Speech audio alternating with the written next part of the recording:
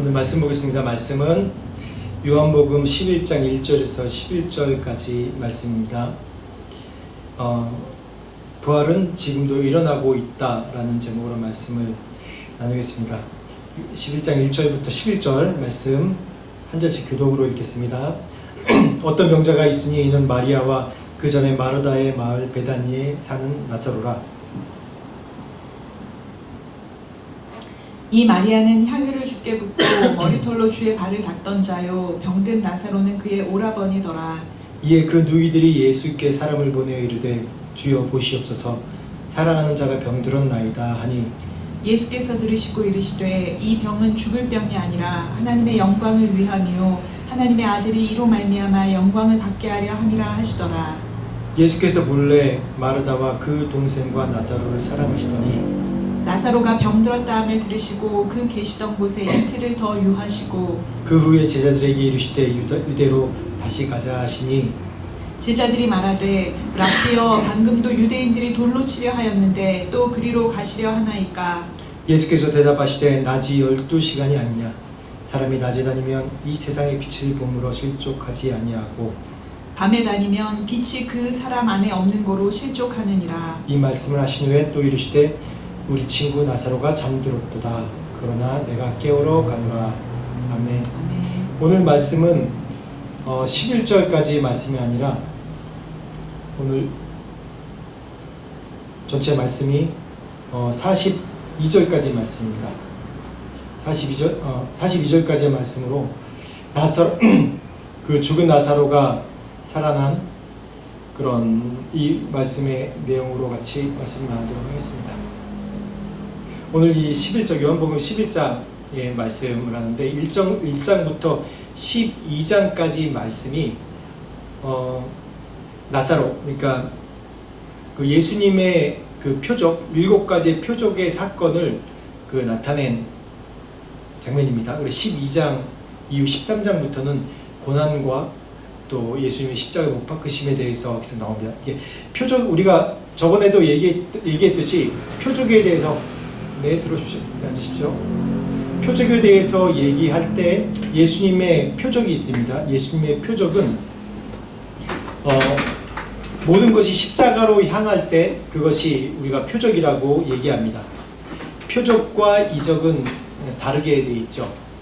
이적은 이적은 여러 가지 기적과 사건들에 대해서 말하고 있지만은 표적은 그 모든 것이 십자가로 향할 때 나타나 있는 것입니다. 오늘 말씀 요한복음 11장 말씀에 보면 죽은 나사로가 살아난 장면을 통해서 예수님께서 어떻게 우리에게 부활에 대해서 말씀하시는지에 대해서 얘기하고 있습니다. 1장부터 12장, 요한복음 1장부터 12장까지 보면 7가지의 표적이 나옵니다. 표적이 뭐라고 그랬죠? 기적과 표적이 다릅니다. 기적은 어떠한 사건이 기적적으로 이적적으로 일어나는 것이 이적이라고 하고, 표적은 모든 것이 하나로 맞춰져 있죠. 십자가의 사건. 십자가의 사건으로 다 맞춰져 있는 것이 표적입니다. 그래서 신학적으로 얘기할 때 요한복음 1장부터 12장까지 7가지의 표적이 나타나는데, 첫 번째 표적은 2장 말씀에 가나안 혼인잔치가 있고요. 그리고 두 번째는 그 신하 아들의 병을 고친 사건이 있고요. 그리고 5장에 보면 38년 된 병자를 고친 사건이 있습니다. 그리고 우리가 다 아시듯이 6장에 보면 오병이어의 기적의 사건이 있고요. 또 6장에 또 물 위를 걸으신 사건이 있고, 또 9장에 소경의 눈을 고친 사건이 있습니다. 그리고 11장 오늘 말씀에 죽은 나사로를 살리신 그런 표적이 있습니다. 이 표적이 무엇이냐면, 이 표적들 하나하나를 통해서 그 메시지가 있는데, 요한복음에 좀 약간 신학적으로 얘기하면 에고 에임이란 그 나는 뭐뭐다, 나는 누구다라고 예수님이 자신이 어떠한 존재인지에 대해서 나타내시는 것입니다. 그래서 그 표적의 첫 번째 표적부터 6번째까지 표적을 보면 사람의 몸을 치유하고요, 또 뭐 자연현상으로 또 기적이 일어나는 것을 볼 수 있고, 물 위를 걷는 현상이 있지 않습니까? 그리고 시 공간을 초월해서 예수님께서 나타나신 것, 그리고 우리가 떡과 오병이어의 기적을 보면 우리가 먹는 것에 우리의 삶이 있지 않다는 것에 대해서 말씀하십니다. 근데 마지막으로 7번째 기적에 보면 우리의 육신적인 것에 대해서 얘기합니다. 삶과 죽음에 대해서 얘기하고 있습니다. 그래서 나사로의 표적을 통해서 말씀하고자 하시는 것은 우리가 제가 처음에 이제 말씀드렸듯이 부활입니다. 우리가 삶과 죽음이 우리에게 있는 것이 아니라 하나님께 있고 모든 것 초월에 있다는 것을 말씀해 주시려고 하신 것이고, 또 그 표적이 어디에 향해 있냐면 예수 그리스도의 십자가의 죽으심으로 향해 있는 것입니다. 그래서 오늘 1절부터 4절까지 말씀 한번 보시겠습니까? 같이 한 목소리로 1절부터 4절까지 말씀 읽어보겠습니다. 시작. 어떤 병자가 있으니 이는 마리아와 그 자매 마르다의 마을 베다니에 사는 나사로라. 이 마리아는 향유를 주께 붓고 머리털로 주의 발을 닦던 자요, 병든 나사로는 그의 오라버니더라. 이에 그 누이들이 예수께 사람을 보내어 이르되 주여 보시옵소서, 사랑하시는 자가 병들었나이다 하니, 예수께서 들으시고 이르시되 이 병은 죽을 병이 아니라 하나님의 영광을 위함이요 하나님의 아들이 이로 말미암아 영광을 받게 하려 함이라 하시더라. 아멘. 오늘 말씀 처음 말씀에 마리아와 마르다 그리고 나사로에 대해서 얘기 나옵니다. 근데 나사로에 대해서 오늘 말씀 가운데 얘기할 때 2절 말씀에 뭐라고 그러죠? 병든 나사로라고 얘기합니다. 나사로랑 예수님이 어떤 관계입니까? 예수님께서 정말 사랑하신 자, 그러니까 3절 말씀에 보면 사랑하시는 자가 병들었나이다 라고 얘기를 합니다. 그 누이들 마리아와 마르다가 예수님께 사람을 보냈습니다. 근데 이름을 얘기하는 것이 아니라 딱 한마디로 해요. 사랑하는 자가 병들었나이다 라고 얘기합니다. 그러니까 얼마나 가까운 사이예요. 얼마나 사랑하는 사이입니까? 실제로 예수님께서 예루살렘에 갈 때마다 늘 들으셨던 곳이 이 나사로의 집입니다. 그리고 우리가 또 성경에서 또 얘기했듯이 여기서 나오죠. 이 마르다와 마르다인데, 마리아가 누굽니까? 향유를 예수의 머리털을 붓고 그 발을 닦던 자, 즉 예수님의 이 사건을 통해서 예수님께서 뭐라고 그러세요? 네가 나의 부활을 준비한다, 나의 그 십자가에 못 박혀서 무덤에 들어갈 준비를 한다라고 말씀을 하죠. 그러니까 얼마나 예수님에 대해서, 예수님의 죽음과 그의 사명에 대해서 잘 이해하고 서로 교제했던 이 관계인지 모릅니다. 그랬듯이 오늘 이 유독 강조하는 것이 병든 나사로입니다. 그럴 때 4절 말씀에 그러죠. 너희들이 이렇게 사람들을 보내서 예수님께 사랑하는 자가 병들었나이다 이렇게 얘기하니까 예수님께서 이 말씀을 들으시고 뭐라고 그러시죠? 노란 줄로 했죠. 죽을 병이 아니라. 첫째는 이건 죽을 병이 아니라고 그래요. 분명히 병들었다고 얘기했고 이 위급한 상황이기 때문에 사람들을 보냈겠죠. 예수님께서 오시면 고침받을 수 있으니까. 왜냐하면 예수님께서 실제로 그런 기적을 계속 행하시는 분이시니까. 근데 예수님께서 두 가지로 말씀하세요. 첫째는 죽을 병이 아니라, 그리고 두 번째 뭐죠? 이 병을 통해서 어떻게 해요? 하나님의 영광을 위함이라. 즉 하나님의 아들이 이로 말미암아 영광을 받게 하려 함이라 라고 얘기를 합니다. 그랬을 때 보면 그 다음 절 한번 볼까요? 5절 6절 말씀 한번 읽어보겠습니다. 5절 6절 말씀 시작. 예수께서 본래 마르다와 그 동생 나사로를 사랑하시더니 나사로가 병들었다 함을 들으시고 그 계시던 곳에 이틀을 더 유하시고. 네, 여기서 좀 이상한 장면이 나와요. 예수께서 본래 마르다와 그 동생과 나사로를 사랑하시는데, 정말 사랑하는 자라고 예수님께서도 그렇게 사람들이 알고 있고 예수님도 정말 사랑합니다. 그런데 나사로가 병들었다함을 들으시고 그 계시던 곳에서 이틀 더 유했다고 했어요. 좀 말이 안 맞죠? 예수님께서 정말 사랑하시는 자 나사로인데, 나사로가 병들었다 함을 보고 위급한 상황이지 않습니까? 사람을 보내서 예수님을 청할 정도면 정말 위급한 상황입니다. 근데 뭐라고 그러죠? 그 계시던 곳에서 이틀을 더 유한다고 그래요. 어떻게 보면 참 이상한 얘기입니다. 우리 기본 상식적으로 정말 사랑하는 자가 아프다 그러면 지금 어떡합니까? 모든 것을 다 내팽개치고, 지금 시대 같으면 내가 갈 수 있는 최대한 빠른 걸로, 지금 방콕 같으면 오토바이를 잡아 타고 가겠죠? 트래픽잼에도 이제 걸리지 않으니까 오토바이 잡아 타고 갈 겁니다. 그런데 예수님께서 뭐라고 그래요? 이틀을 더 유하셨다고 그랬어요. 이틀을 더. 다 하시고. 어떻게 보면 좀 잔인한 얘기 같지만은 예수님께서 나사로가 죽기를 기다리신 것 같아요. 어떻게 보면 굉장히 잔인한 얘기 같지만 실제로 그렇지 않습니까? 왜 이렇게 나사로가 심각한 병에 걸려서 그 누이들이 예수님께 병들었다고 청했는데 그 얘기를 들으시고 이틀을 더 유하실까요? 그렇다면 7절 말씀 한번 볼까요? 7절부터 10절 말씀 계속 이제 연이어서 나옵니다. 같이 읽어보시겠습니다. 시작.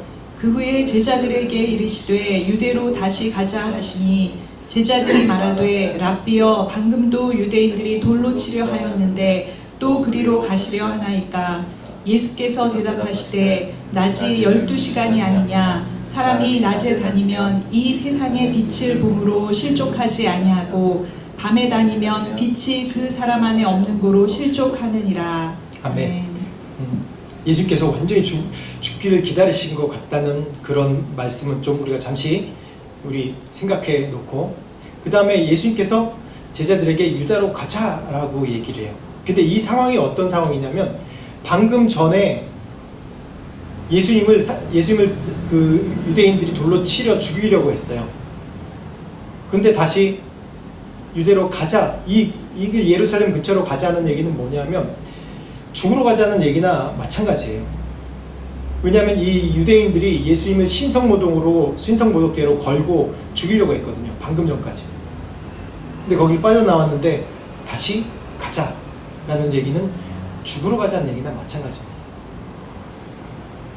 근데 예수님께서 여기에 이게 굉장히 모호한 대답을 하세요. 9절에 낮이 12시간이 아니냐. 낮에 다니면 세상 사람의 봄으로 실족지 않고 밤에 다니면 빛이 그 안에 없는 거로 실족하느니라 라고 얘기합니다. 이 얘기는 뭐냐면 예수님께서 사실 지금 이 나사로의 그런 죽음과 부활 사건 이후로 이제 실제로 십자가를 지시러 들어가신 장면이 나옵니다. 시간대별로 그래요. 정말 예수님께서 유대로 가자라고 얘기하시는 건 뭐냐면 내가 죽으러 간다는 얘기나 마찬가지입니다. 십자가에 못 박히러 가시는 거로 본인이 알고 계세요. 그러면서 여기서 9절 10절에 굉장히 모호한 대답을 하는데 이게 뭐냐면 내가 지금 죽어야 십자가에 못 박혀야 너희들 안에 빛이 있고 너희들이 빛 가운데 걸어 다닐 수 있다는 그런 얘기입니다.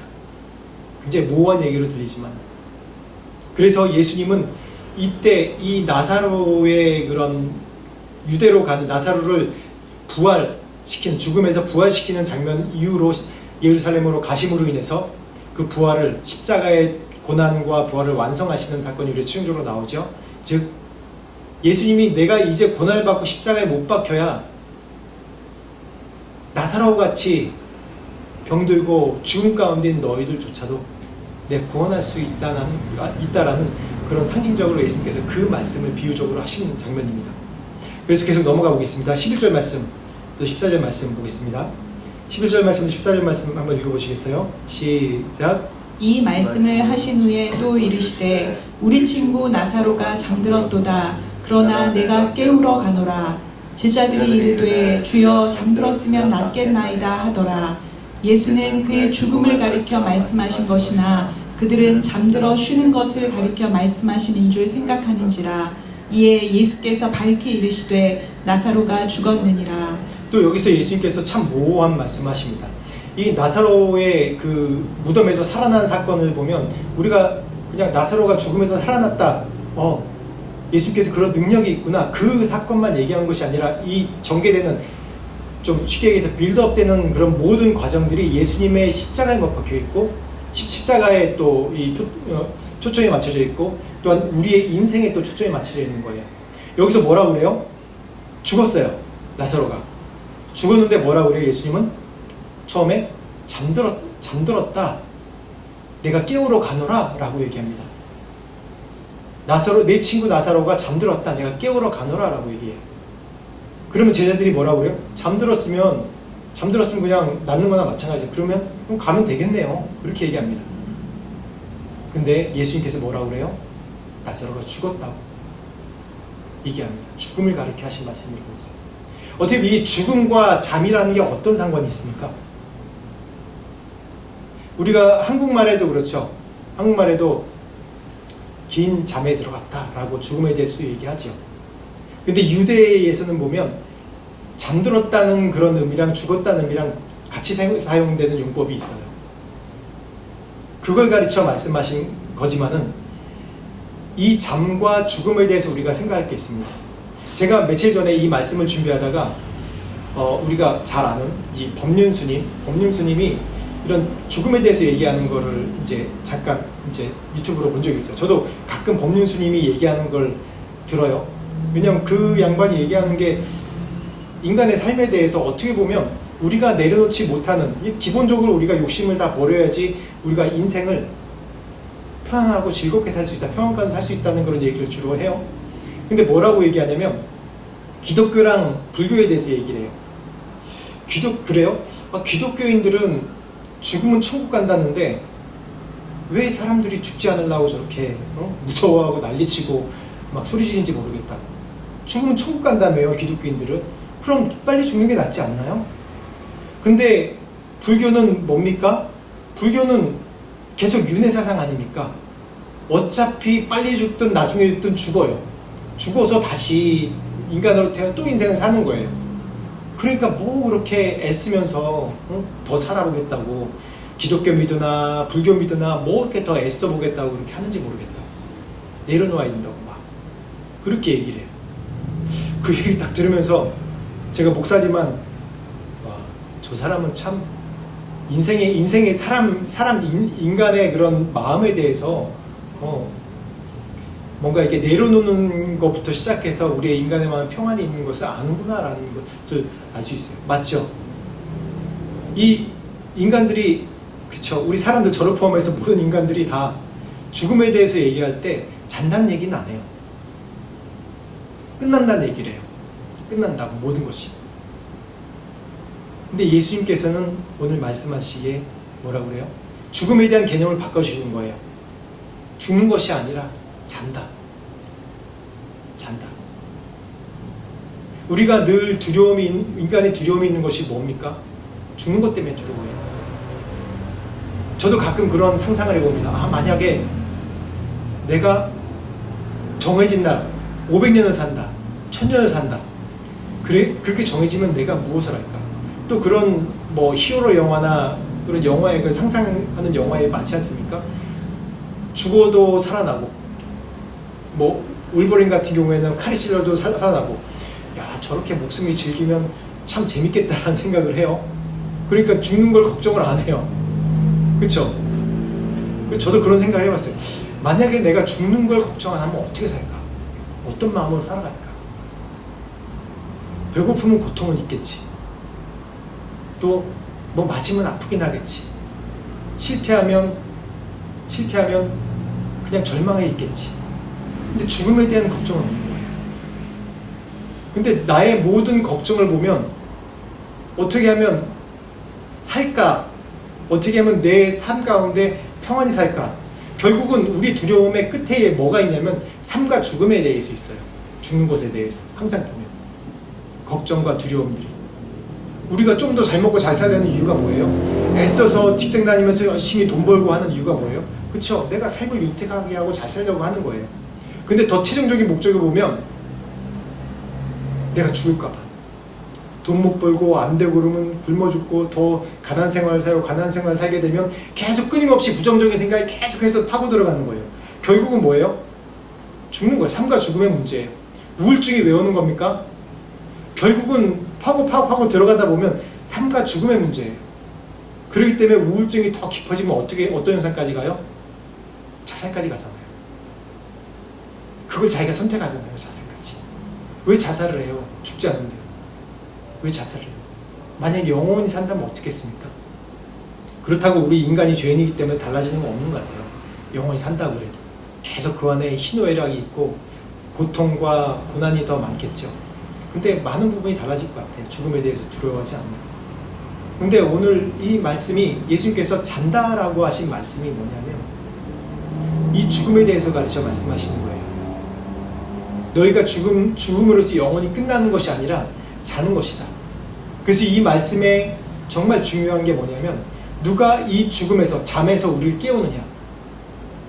내가 나사로를 깨우러 가노라 라고 얘기하시면서 가시는 겁니다. 잠자는 것은 꼭 필요한 것입니다. 우리 신체의 리듬에. 그리고 잠자는 것은 정말 기쁜 일 아니에요? 기쁘죠. 그렇죠? 하는 일 없는 사람이 잠을 계속 잔다 그러면 지루하겠지만 늘 바쁘게 열심히 사는 사람이 평안히 푹 잔다 그러면 그게 너무 기쁘고 즐거운 일인 것 같아요. 그런 사람들이 또 건강해요. 보면 잠은 죽음의 상징입니다. 이스라엘 사람들은 잘 때마다 그렇게 기도하고 잔다고 그래요. 하나님, 내 오늘 주님께 맡깁니다 라고 기도하고 실제로 잠자리에 든다고 그래요. 그 기분 모르시죠? 여러분, 내 생이 언제 끝날지 모른다는 그런 기분 못 느껴보셨죠? 잘. 저는 죽음 앞에 있어 봤어요. 실제로 병들어 죽음 앞에도 있어 봤어요. 그럴 때 한 2년 동안 그 병에서 다시 헤어나온 다음에 한 5년 정도는 매일마다 잘 때 딱 깰 때마다 옆에 내 아내가 있다는 거에서 딱 마음이 놓으면 하나님 저에게 생명 주셨군요. 감사합니다.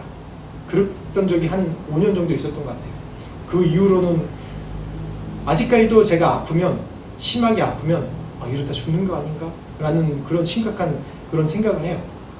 죽음을 준비하는 자세는 참 좋은 자세입니다.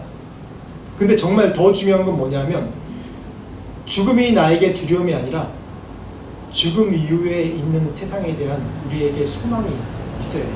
그 소망이 어떻게 주어집니까? 바로 예수 그리스도로 인해서 주어진 거예요. 그래서 15절 말씀, 16절 말씀 한번 보겠습니다. 다시 읽어보겠습니다. 시작. 내가 거기 있지 아니한 것을 너희를 위하여 기뻐하노니 이는 너희로 믿게 하려 함이라. 그러나 그에게로 가자 하시니 디두모라고도 하는 도마가 다른 제자들에게 말하되 우리도 주와 함께 죽으러 가자 하니라. 여기서 도마가 얘기를 합니다. 우리도 주와 함께 죽으러 가자 라고 얘기합니다. 이 얘기는 뭐냐면 이게 학자마다 견해가 좀 주석 보면 학자마다 견해가 다른데 실제로 충성을 하겠다라고 이제 도마가 그렇게 얘기했다고 얘기하는 장면이 있는데 근데 실제로 도마가 이 신약 성경에 네 번 정도가 드러나는데 도마를 보면 이게 정말 내가 충성하러 가자라는 게 아니라 어쩔 수 없이 상황에 이끌려 그래 갑시다 하는 그런 얘기나 마찬가지예요. 그냥 어차피 가야 되는 거. 왜냐하면 내가 예수님의 12수 제자라고들 하는 거 아닙니까? 이미 유명해 있고 사람들이 다 알고 근데 나 혼자 쏙 빠져가지고 가면 얼마나 창피해요. 그러니까 그럴 바에는 허세를 좀 부리는 거예요. 그래 가자 라고 얘기하는 거나 마찬가지예요. 도마의 이 성정상 이 학자들이 그렇게 얘기해요. 실제로 도마가 함께 죽으러 가자라는 얘기가 정말 죽으러 가자가 아니라 이 상황에 내몰려서 그냥 그래 어쩔 수 없지 뭐 내가 예수님 제자니까 그냥 가야지 뭐 얼굴도 팔려있으니까 가야지 그렇게 생각하는 경우가 있어요. 근데 이 도마라는 인물을 통해서도 우리가 알 수 있는 게 뭐냐면 내가 어차피 우리 인생은 계속해서 앞으로 가는 거예요. 뒤로 물러나지 않아요. 왜냐하면 시간은 계속해서 흐르니까. 시간은 계속해서 흐르니까 우리의 나이는 점점 들어가고 늙어가고 힘이 없어지고 어린애들은 점점 힘이 있어지고 또 젊은 사람들은 점점 나이가 들면서 자기가 어쨌든지 간에 자기의 일에 열심히 하고 있으면 위치가 주어지고 나이가 들면 그 지위가 주어지고 계속해서 영향력이 있어져요. 계속 어쨌든 앞으로 가는 거예요. 근데 그 삶 가운데 늘 우리가 인생 가운데 고난이 항상 있습니다. 근데 우리가 영생의 빛을 받은 자의 삶은 달라요. 영생의 빛을 받은 자들의 삶은 바로 이끌려가는 삶이 아니라 이끌려간 삶이 아니에요. 이끌려간 삶이 아니라 하나님 앞에 자진해서 내가 그 부활의 소망으로 따라간 삶이에요. 우리 삶에 고난이 많아요. 굴곡이 항상 있으니까 없을 수 없어요. 고난이 없는 삶은 아무도 없습니다. 굴곡이 항상 있게 돼 있습니다. 근데 그 가운데 어떠한 마음가짐으로 내가 사느냐가 그게 중요해요. 어떤 마음가짐입니까? 부활에 대한 소망이 있는 마음으로 살아야 되는 겁니다. 이 도마처럼 죽을 맛으로 그냥 어쩔 수 없이 따라가야지 그냥 그래 가자 그러면 따라가는 것이 아니라 정말 내가 소망하는 마음으로, 부활이 그에게 있고 부활이 영생이 그에게 있는 마음으로 따라가야 되는 것이에요. 그리고 20절 말씀부터 한번 봅시다. 20절 말씀부터 25절까지 말씀입니다. 20절 그 전 말씀, 네, 잠깐만요. 네, 20절 말씀 맞죠? 20절 말씀부터 25절까지 말씀, 26절까지 말씀 보겠습니다. 같이 읽겠습니다. 시작. 마르다는 예수께서 오신다는 말을 듣고 곧 나가 맞이하되 마리아는 집에 앉았더라. 마르다가 예수께 여짜오되 주께서 여기 계셨더라면 내 오라버니가 죽지 아니하였겠나이다. 그러나 나는 이제라도 주께서 무엇이든지 하나님께 구하시는 것을 하나님이 주실 줄 아나이다. 예수께서 이르시되 내 오라비가 다시 살아나리라. 마르다가 이르되 마지막 날 부활 때에는 다시 살아날 줄을 내가 아나이다. 예수께서 이르시되 나는 부활이요 생명이니 나를 믿는 자는 죽어도 살겠고 무릇 살아서 나를 믿는 자는 영원히 죽지 아니하리니 이것을 내가 믿느냐. 아멘. 26절 말씀 보면 예수님께서 오신다는 말을 들었어요. 그런데 마르다는 막 맨발 걷고 막 나갔는데 마리아는 집에 가만히 앉아 있어요. 이 상황을 보면 좀 쉬운 말로 삐진 거예요. 그렇죠? 마르다 마리아가 삐졌어요. 저 같아도 삐질 거예요. 내가 정말 사랑하는 사람이고 아끼는 사람이고 정말 나를 누구보다 사랑하는 예수님인데 항상 올 때마다 예루살렘 올 때마다 우리 집에서 머물러 주무시고 항상 그런 분인데 내가 사람에게 전가를 보내서 오라고, 우리 오라비가 죽겠다고 오라고 했는데 그것도 그 오라비가 다 죽어서 사흘이 다 지나서 오신 거예요. 그러면 뭐 보고 싶겠습니까? 예수님이 그 능력이 있는지 아는데, 예수님께서 오셨으면 살아날 줄 아는데, 그래서 마르다가 막 뛰어갔어요. 그러면서 그렇죠. 21절 말씀에 주께서 여기 계셨더라면 내 오라버니가 죽지 아니하였겠나이다. 그러나 나는 이제라도 주께서 무엇인지 하나님께 구하시는 것을 하나님이 주실 아나이다. 그래도 참 믿음이 있습니다. 마르다는 예수께서 이르시되 뭐라고요? 내 오라비가 다시 살아나리라. 마르다가 이르되 뭐라고요? 마지막 부활 때에는 다시 살아날 줄을 내가 아나이다. 여기서 마르다의 그런 부활에 대한 신앙이 나타나죠. 마르다의 부활 신앙은 무엇입니까? 그냥 종말론적 부활이에요. 부활은, 오늘 말씀 제목이 부활은 현재에도 일어납니다. 현재에도 일어나고 있습니다. 현재에도 부활이 일어나고 있어요.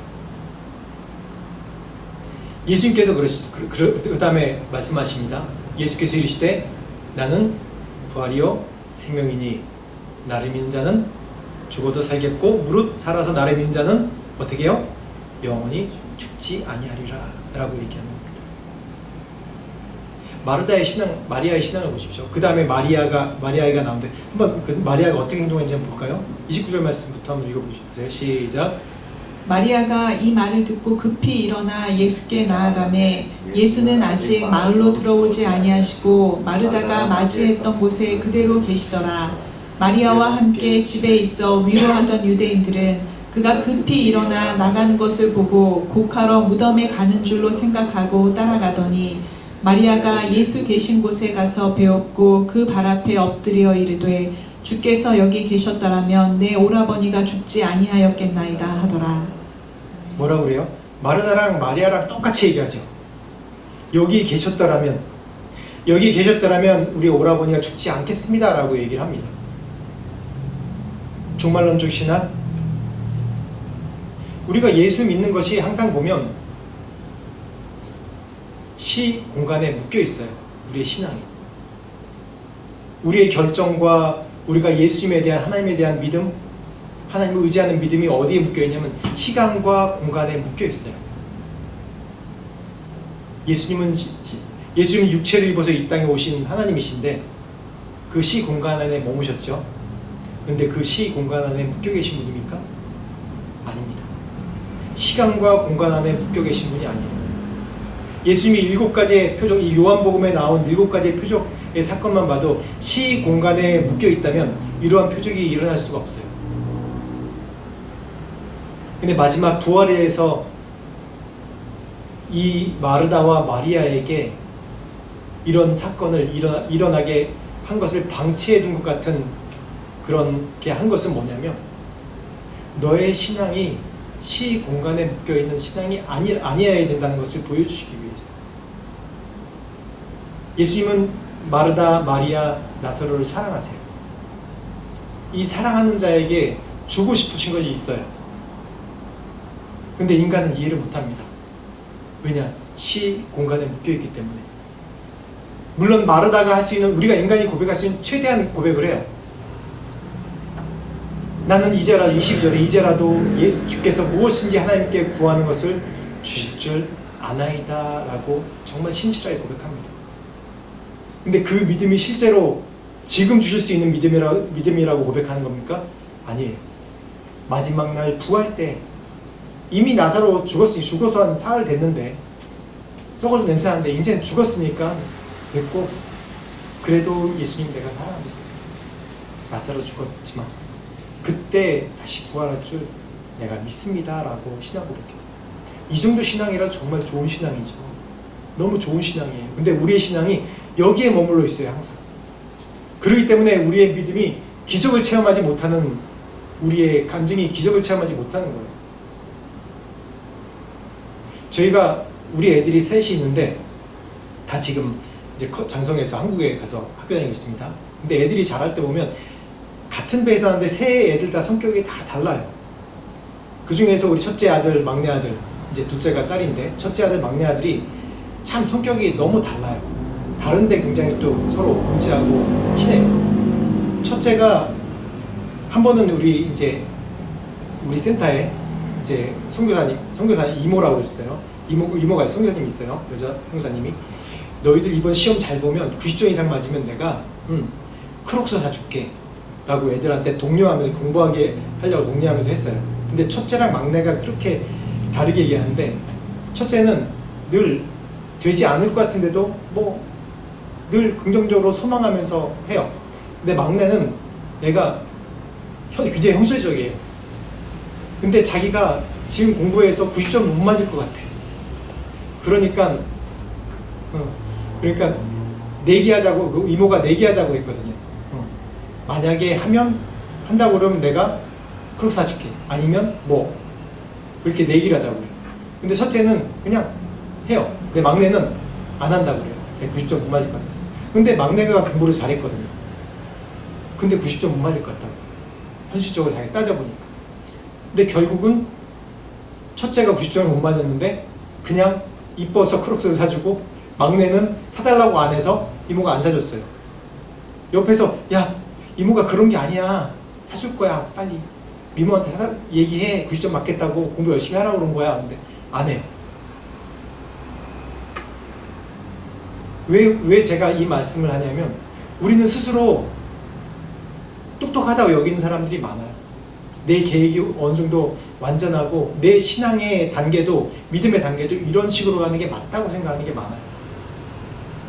근데 하나님은, 예수님 그 이상을 주시는 분이고 영원을 주시는 분인데, 우리 신앙은 이 마르다의 고백처럼 예수님께서 마지막 날에 이 나사로가 부활 때 살아날 것입니다. 그 정도 신앙이, 시간과 공간에 묶여있는 것. 그래서 우리가 나의 생각과 나의 계획과 나의 지혜를 다 내려놓아야 된다는 얘기가 뭐냐면, 우리의 계획과 우리의 지혜는 이 시 공간 안에 머물러 있는 생각과 지혜이기 때문에 더 이상 선한 것이 나올 수 없어요. 우리 안에 더 이상 영원한 것이 나올 수 없습니다. 그 한계예요. 어쩔 수 없어요. 1차원을 보는 눈과 2차원을 보는 눈과 3차원을 보는 눈과 4차원을 보는 눈이 전혀 이해관계가 다르듯이 우리는 어쩔 수 없어요. 어떻게 보면 이 지면 속에 있는 이 글자, 이 1차원밖에 못 보는 게 우리의 한계예요. 하나님은 3차원, 4차원, 11차원을 갖고 계신 분인데, 과학적으로 얘기하면. 그래서 하나님 앞에 그냥 인정하고 나가야 돼요. 하나님, 전 지혜가 없습니다. 인도해 주세요. 순종하겠습니다. 하나님은 영원을 주시는 하나님입니다. 그래서 말씀 33절 한번 말씀 보겠습니다. 시작. 예수께서 그가 우는 것과 또 함께 온 유대인들이 우는 것을 보시고 심령에 비통히 여기시고 불쌍히 여기사 이르시되 그를 어디 두었느냐 이르되 주여 와서 보옵소서 하니 예수께서 눈물을 흘리시더라. 이렇게 예수님이 사랑하는 자 마리아 마르다의 슬퍼하는 장면을 보면서 마르다에게 내가 무엇인지 할 수 있는 것을 믿느냐 얘기했을 때 그렇습니다. 하나님께 구하면 뭐든지 할 수 있습니다. 내 동생 내 오라버니 나사로가 나중에 마지막 때 부활해서 천국에 갈 줄 믿습니다 라고 그렇게 신앙 고백해요. 예수님은 그거 아닌데 우리는 결과를 알고 있기 때문에 마르다와 마리아가 고백한 게 답답하게 느껴지지만 그들의 입장에서 최선을 다해서 고백한 거예요. 그래서 예수님께서 이 눈물, 예수님의 눈물이 몇 번 안 나오는데 예수님의 35절에 눈물을 흘리시더라고요. 마르다와 마리아뿐만 아니라 거기에 있는 모든 사람들이 나사로가 죽은 것에 대해서 울고 있어요. 다. 예수님께서 분명히 마르다와 마리아에게 등장하시면서 내가 죽은 자도 살아나리라고 얘기했는데 불구하고 여전히 그 말뜻을 이해하지 못하고 계속해서 눈물을 흘리고 있습니다. 이 눈물이 그냥 죽은 자를 조문하는 눈물입니까? 아니에요. 우리의 믿음이 시 공간 안에 묶여있고 우리의 믿음이 우리가 경험한 거 안에 묶여있는 그 믿음 때문에 예수님께서 눈물을 흘리십니다. 다시 얘기하면 우리의 두려움, 우리의 어려움, 우리가 좌절하고 낭망하는 그런 모든 것들이 이 죽음의 문제, 내가 영원히 살 수 있는 하나님의 자녀라는 이 육신에 묶여있지만은 영원히 살 수 있는 그런 영생을 소유한 자라는 것을 깨닫지 못하고 이 세상에 살고 있는 우리들에게 주시는 눈물이에요. 지금도 슬퍼하세요. 지금도. 저를 보면서도 지금도 눈물을 흘리고 기뻐하실 때도 있지만 눈물 흘릴 때가 많으세요.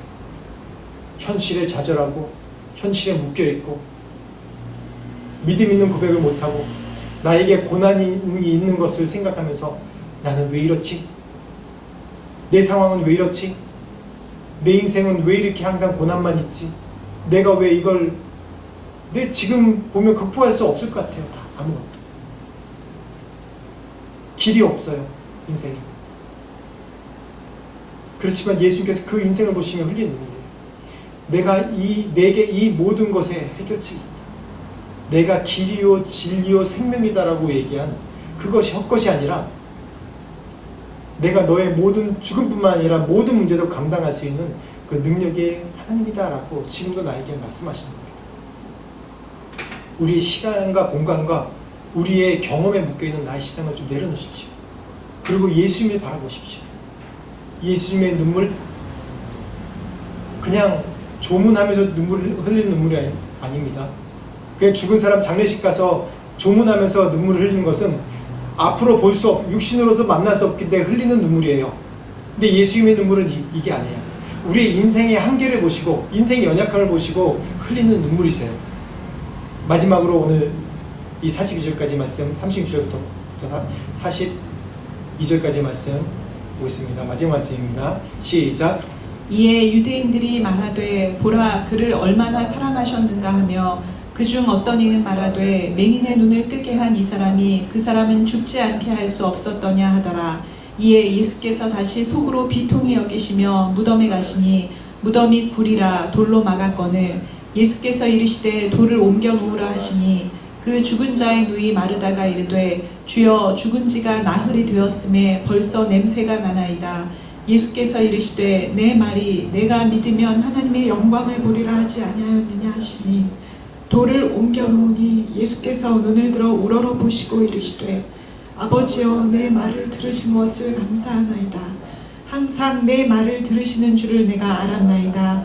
그러나 이 말씀 하옵는 것은 둘러선 무리를 위함이니 곧 아버지께서 나를 보내신 것을 그들로 믿게 하려 함이니이다. 아멘. 아멘. 여전히 마르다는 무덤에서 돌을 옮겨 놓으라 하니까 벌써 죽어서 냄새가 납니다. 어쩔 수 없습니다 라고 포기하는 선언을 계속해요. 근데 여전히 예수님께서는 돌을 옮겨놓으라고 말씀하십니다. 돌을 옮겨놓을 힘이 없어요. 우리 인생에는 돌을 옮겨놓을 힘이 없고 계속해서 고난으로 가고 이 헤어나올 수 없는 길로 가는 것 같아요. 그렇지만 그 인생 가운데 예수님만 붙들고 있으면 주님께서 하십니다. 주님께서 하십니다. 내가 예상하지 못하는 그런 모든 상황도 뚫고 나가게 하세요. 여러분들의 인생을 한번 바라보십시오. 내가 계획한 거대로 다 되는 인생도 있지만 계획하지 않았다고 해도 하나님께서 나의 길을, 인생을 더 좋은 길로 인도하신 것이 우리의 간증이리라 믿습니다. 우리에겐 영생이 있습니다. 영생의 소망은 뭐냐면 시간과 공간에 얽매이지 않은 믿음입니다. 4차원의 믿음이라고 조용히 목사님 얘기하시죠. 우리의 믿음은 이 세상에 얽매이는 내 경험과 시간과 공간, 여기에 얽매이는 믿음이 아니라 영원한 것입니다. 거기에서 소망을 둘 때 그 눈으로 내 인생을 바라보십시오. 내게 있는 고난과 내게 있는 비전과 소망으로 바라보십시오. 그럴 때 하나님께서 나를 축복해 주시고 인도해 주시고 나의 지금 있는 고난과 상황을 브레이크트루, 다시 얘기해서 뚫고 나가게 하십니다. 누가요? 예수님께서요. 무덤을 열으셨을 때, 이제 다음 주에 다음 장면이 나오는데 무덤을 열 때도 힘겹게 엽니다. 이거 안 되는데 말이다. 죽은 지 사흘 돼서 냄새나서 안 되는데, 냄새가 온 사방에도 퍼지는데, 그런데도 열으라고 얘기하세요. 난 믿음 없는데, 내가 뭐 할 수 없는데. 그래도 예수님은 앞으로 나가라고 하세요. 나를 의지해서 나가라고 하세요. 그럴 때 내 삶 가운데 기적을 볼 것입니다. 내 삶 가운데 축복이 있을 겁니다. 같이 기도하겠습니다. 오늘 말씀 놓고 깨달은 바가 있으면 같이 한 목소리로 우리 기도하겠습니다. 하나님 아버지 감사합니다. 하나님 오늘 말씀을 통해서 하나님의 진리와 기적과 놀라운 일들을 말씀하셔서 감사합니다. 하나님, 우리는 참으로 연약하여서 눈에 보이는 것, 또 우리가 경험한 것을 의지할 수밖에 없는 감사합니다. 그렇지만 예수님은 우리에게 지금도 일어나 걸으라고 말씀하시고, 지금도 우리가 믿음을 가지고 영원한 생명을 주시는 그런 예수님께서 지금도 우리에게 살아나게 하시고, 지금도 부활하게 하신 하나님의, 죽음 같은 우리 영혼을 부활하게 하신 하나님의 능력이 줄 믿사오니 하나님 의지합니다. 주님, 우리의 연약한 믿음 다시 한번 주님께 드려오니 하나님 예수 그리스도의 죽음을 이기신 그 부활의 기적으로 우리의 삶을, 그 능력으로 우리의 삶을 인도하시고 축복하여 주시옵소서. 하나님 능력으로 역사하여 주시옵소서. 역사하여 주시옵소서. 하나님 아버지 감사합니다. 오늘 말씀을 통해서 우리의 부활의 신앙이 이 세상에 머물러 있고 이 세상 종말에 끝나는 부활의 신앙이 아니라 현실에서도 우리의 삶 가운데 죽음과 같은 우리의 영혼, 죽음 같은 우리의 소망 가운데 부활을 주시는 그런 예수님의 능력인 줄 믿습니다.